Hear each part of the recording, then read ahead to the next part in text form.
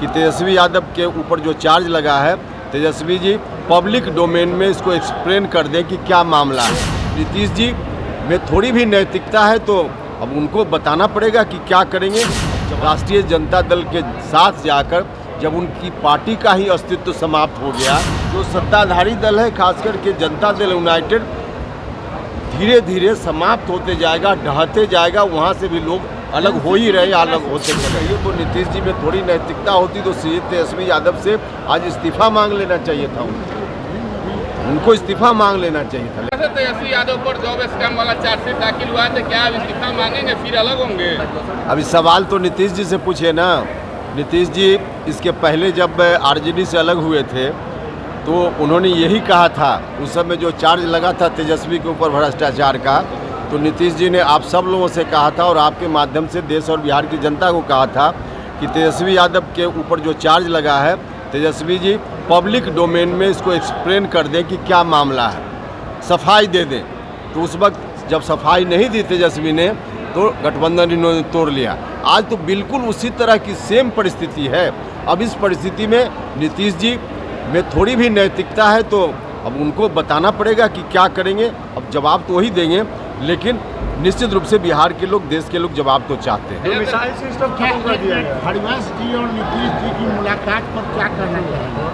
अब देखिए, उस मुलाकात में दो ही व्यक्ति थे और उसमें क्या बात हुई मुझको कोई जानकारी नहीं है, तो उस पर हम क्या करें। क्या हरिवंश जी से झटका दिलवाएंगे एनडीओ को?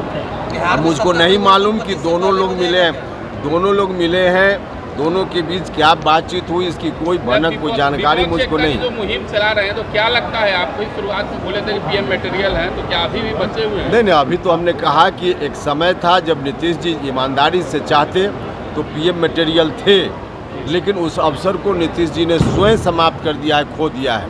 अपने पैर पे उन्होंने खुद ही कुल्हाड़ी मार ली। राष्ट्रीय जनता दल के साथ जाकर जब उनकी पार्टी का ही अस्तित्व समाप्त हो गया, तब आज की परिस्थिति में जब अपना ही घर खत्म हो गया उनका, तो कहाँ देश के लोग उनको स्वीकार करने वाले हैं। जहाँ तक विपक्ष की एकता का सवाल है तो विपक्ष की एकता नहीं होने वाली है।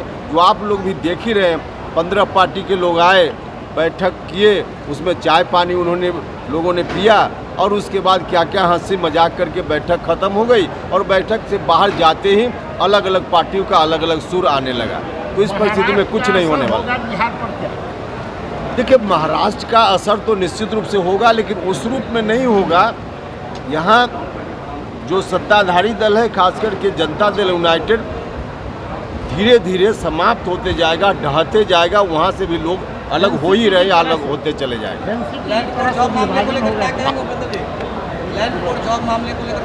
अरे भैया, उसमें तो अब आरोप सीधा सीधा है।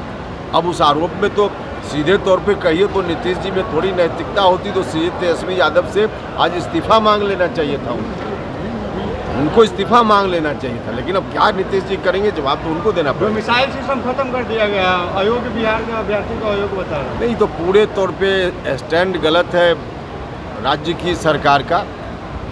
ऐसे विषयों पर शिक्षक के प्रतिनिधियों के साथ जो आंदोलित लोग हैं, नौजवान लोग, उनके साथ भी बात करनी चाहिए। बाकी और भी चर्चा करनी चाहिए और चर्चा करके कोई ना कोई इसका रास्ता निकालना चाहिए।